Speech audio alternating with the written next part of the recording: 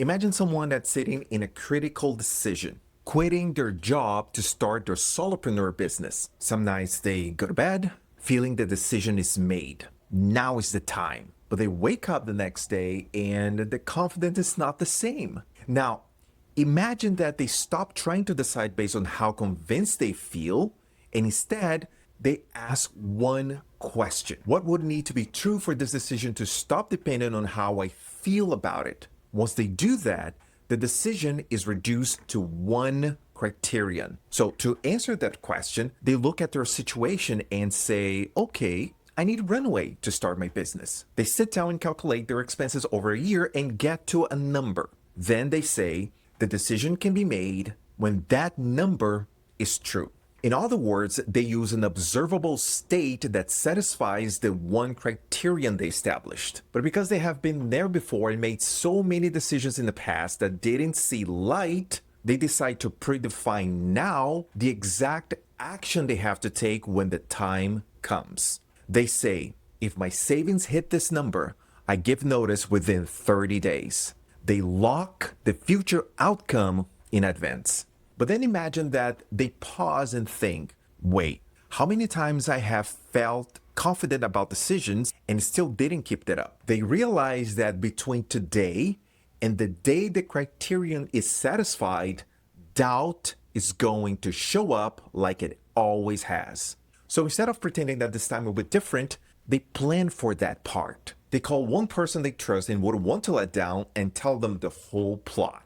I decided that when my savings got to this amount, I will quit my job within 30 days to start my business, and that will likely take about 1 year. Now, backing down becomes letting down. We traded motivation for social cost. Motivation is a volatile currency. It's high when you're watching this video and zero when you're tired next Monday. Now, you have to understand that in this scenario, doubt, fear, and bad days can exist. They just don't get a vote anymore. The decision stopped living in their head and start living as a rule. Reduce the decision to one criterion, use an observable state that satisfies the criterion, lock the outcome in advance, and elevate the cost of reopening the decision. The rule is what makes a decision survive the version of us that shows up tired, distracted, and doubtful.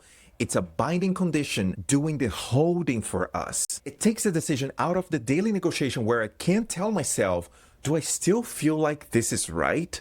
And replaces with, does the condition apply? So let's pressure test this thing, because if you're anything like me, questions are already popping up in your head while we're talking. Okay, but aren't you oversimplifying complex decisions into one criterion? Yes, on purpose, because complexity is not the enemy here.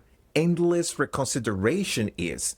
Barry Schwartz called this years ago in the book The Paradox of Choice when he wrote, learning to choose is hard. Learning to choose well is harder. And learning to choose well in a world of unlimited possibilities is harder still. At some point, complexity has to collapse into one thing that gets to decide, or the decision never survives time. But what if new information shows up later? There is always more information. If your decision process requires the full picture, you've signed up for a lifetime of standing still. New information only matters if it changes the observable state you tied the decision to. Isn't this emotionally unrealistic, though? Humans don't work like that. Exactly. Which is why the rule doesn't rely on emotional discipline at all. That's the whole point. It relies on pre-commitment, like things we already do. Contracts, deadlines, exams. We're terrible at self-enforced intentions. We're pretty used to pre-committed rules. Okay, but what if the criterion itself is wrong? Then the mistake happens once. And that's the upgrade. With the rule, the cost is finite. The learning becomes visible. A wrong criterion can be corrected. An unclosed decision can't be. But wait a minute. Doesn't this reduce freedom?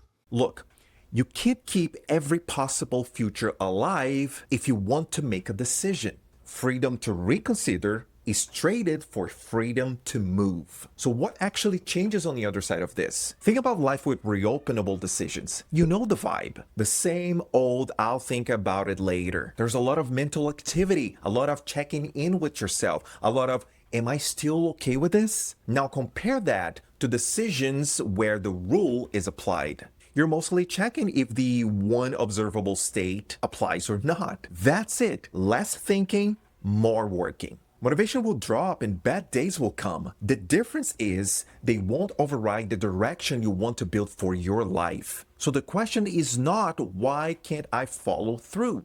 The question is, which of my goals are currently hostage to my morning mood? So look at your to-do list. If a task requires you to feel like doing it, it's not a plan, it's a negotiation.